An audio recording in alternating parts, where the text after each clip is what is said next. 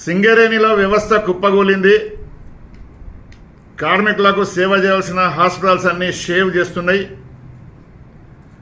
రెఫరల్ల పేరు మీద సంవత్సరానికి 100 కోట్ల రూపాయలు కంపెనీ సొమ్ము వృధా అవుతుంది.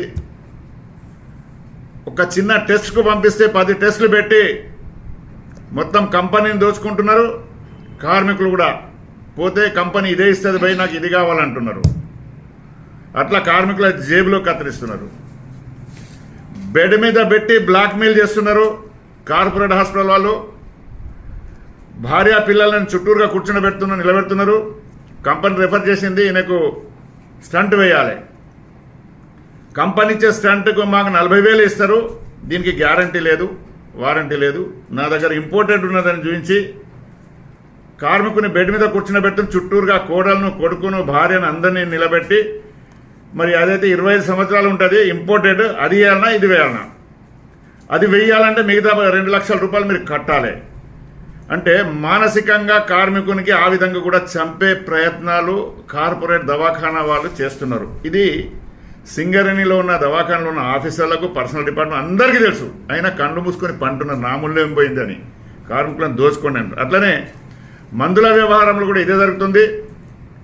కొత్త డాక్టర్లు వచ్చి సింగరేణిలో ప్రయోగశాలగా చేస్తున్నారు, అన్ని ప్రయోగాలు చేస్తున్నారు, 10 మంది చంపుతున్నారు. మళ్ళీ పోయి ఏదో తగాద పెట్టుకుని వాళ్ళే సింగరేణి చుట్టూరుగా దవాఖానల దుకాణాలు ఓపెన్ చేసి దోచుకుంటున్నారు.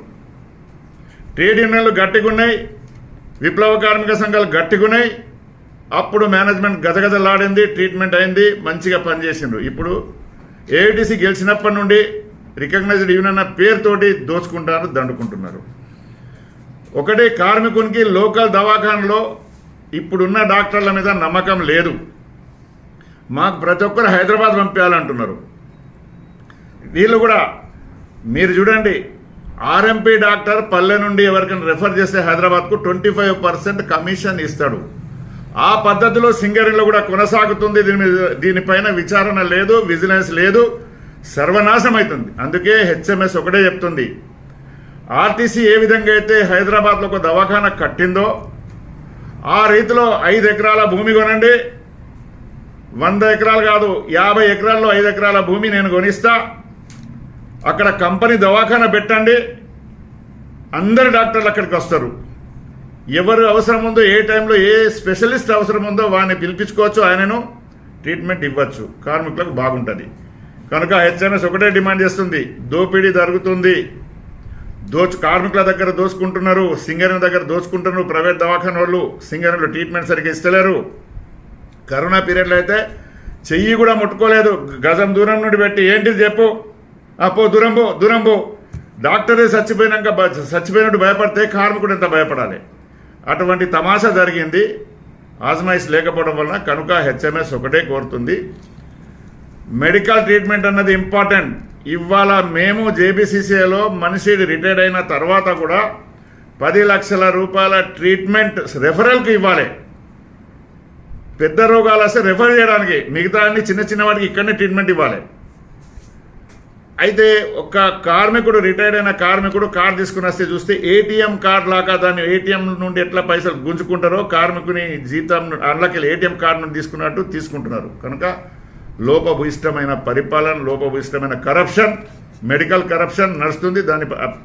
దాన్ని కంట్రోల్ చేయాలంటే ఒకటే, ఆఫీసర్లు చాలామంది అందులో ములాఖాత్ ఉన్నారు కాబట్టి ఎవరు కూడా సరైన సమాధానం చెప్పరు. దానికి ఒకటే పరిష్కార మార్గం, super speciality hospital type Singareni ప్రతి ఏరియాలో కట్టాలి. జలగం వెంగళరావు పీరియడ్లో, జీపీ రావు పీరియడ్లో పెద్ద దవాఖానలు గవర్నమెంట్లో లేవు ఆ దవాఖానలు. అటువంటి దవాఖానాలు కట్టించినాం, దాన్ని సర్వనాశం చేసిన, కొలాప్స్ చేసిండ్రు. కనుక ఇప్పటికైనా సింగరేణి మేనేజ్మెంట్ బలరాం నాయక్ గారికి మేము అప్పీల్ చేస్తున్నాం, దవాఖానలు పునరుద్ధరించండి. ఒక్కొక్క కార్మికునికి నెలకు 10 నుండి 20,000 రూపాయలు మీరు సేవ్ చేసిన వాళ్ళు అవుతారు. బయటికి పోతే ముట్టుకుంటే 30,000 రూపాయలు బిల్ చేస్తాడు ప్రైవేట్ వాడు. ఇక్కడ నమ్మకం లేక బయటికి పోతాడు. బయట ఎవడు ఉన్నాడు అంటే ఇక్కడ పనిచేసి ప్రయోగం చేసి పోయినోడు ఉన్నాడు. కనుక దీని మీద సమీక్ష చేయండి. హాస్పిటల్ ఇక్కడ ఉన్న ఏరియా లెవెల్లో హాస్పిటల్ మంచిగా రివ్యూ చేయండి. సూపర్ స్పెషాలిటీ హాస్పిటల్ లాగా హైదరాబాద్లో ఒక పెద్ద హాస్పిటల్ కట్టండి అని మా డిమాండ్.